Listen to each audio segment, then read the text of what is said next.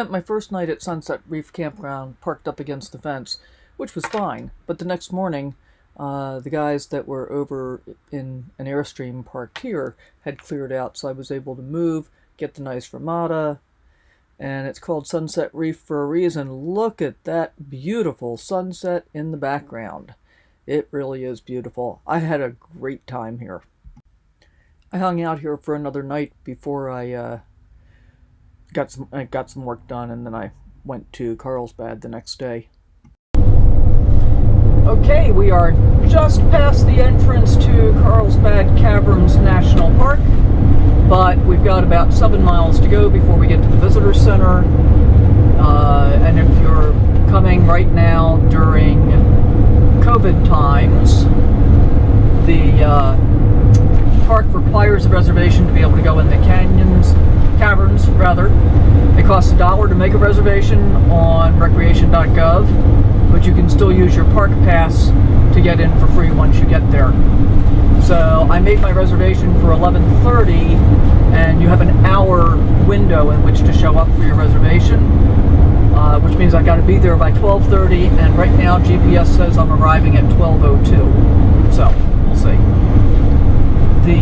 The canyons through here are quite pretty as well, but you know, it's a national park road, so it's got a low speed limit to begin with and plenty of curves. I have been to Carlsbad Caverns before, and it occurs to me that the last time I came here, a few years back, I think around 2018, I was towing a trailer. I don't remember this road at all, though. It's a little bit tight, a little bit windy. And one of the things that I'm looking forward to today, which I completely overlooked on my first visit, is visiting the underground lunchroom. Now, as I understand it, their menu is really limited. Basically, they're serving, I think, sandwiches and salads and stuff like that. And it's less about getting the food than it is about seeing the lunchroom, which used to be quite popular. So, looking forward to that. And of course, it's always nice to be on a nice, pretty drive like this one. Love the rock formations.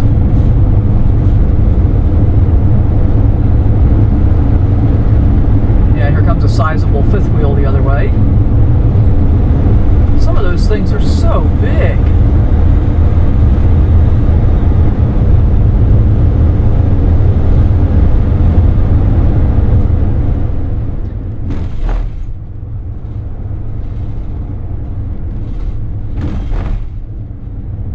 Arriving at Carlsbad Caverns Restaurant on the left.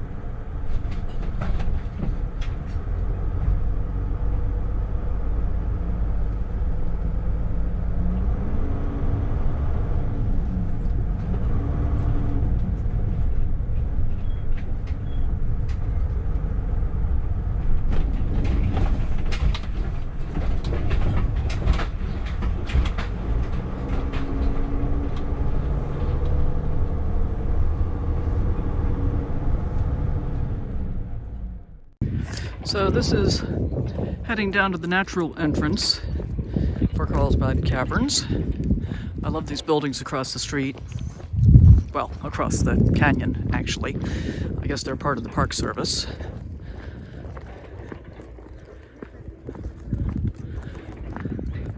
So this is apparently going to be about a 2.5 mile walk altogether. And oh yeah, I kind of remember this now. We go down here, cross over, go through the bridge area over there. I think that's where I have to show my ticket, and then start winding down into the caverns.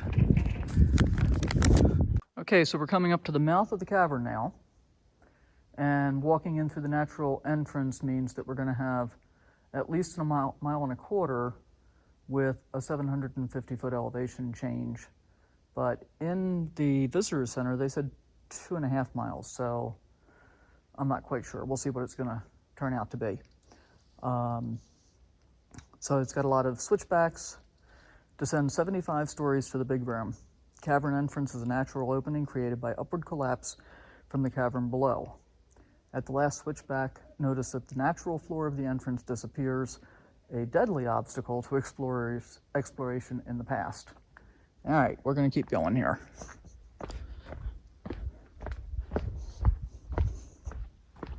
Sorry about the shakiness, guys. Hey, at least it's not windy today. And it's about 85 degrees at the parking lot level, but I can already feel it starting to cool down. I do have a jacket with me, and I imagine I'm going to have to put it on.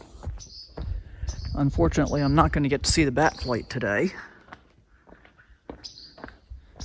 because I think that doesn't happen until the evening, and I'm not planning to be here by evening.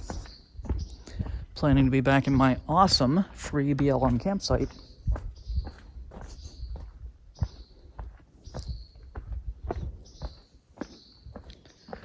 Yeah, there's a lot of switchbacks here. We're going way far down. There's an audio tour that you can rent, which gets you the explanation for all these numbers. But I'm kind of guessing that all these placards pretty much do the same thing. At least that's what I'm counting on.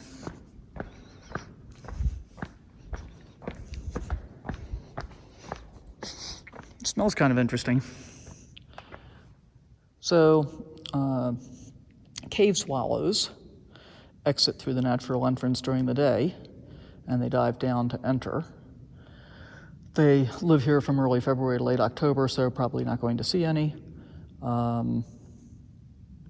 Oh, and from the sign that I read up top, I guess I wouldn't see bats even if I were staying, because they migrate out in October as well. And we are past October.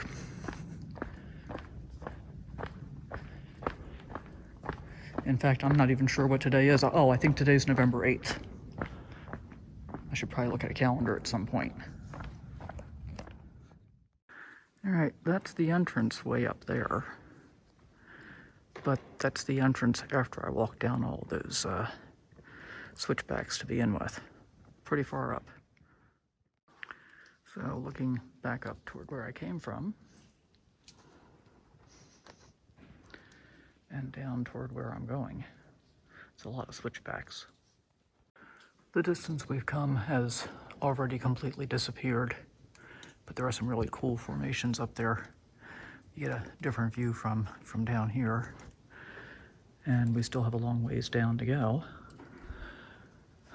This room up at the top, right there, protected by the stalactites stalagmites called the Three Monkeys, was accessed by floating balloons, but it was only 30 feet long. So, pretty cool. I'm getting the impression most people aren't actually stopping to take a look at anything, but I keep seeing different things in the rock formations, like this guy right here in the middle.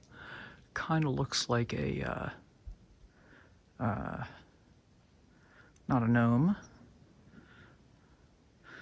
not an elf. Oh, come on, somebody put it in the comments down below. What do you call those things from, like, Lord of the Rings? With the, oh, dwarf. Dwarf, took me long enough. And then I'm looking over here at this one, and this kind of reminds me of a beaver, not quite sure why. Or otter, actually, holding his hands up. So I think there are a lot of really cool formations.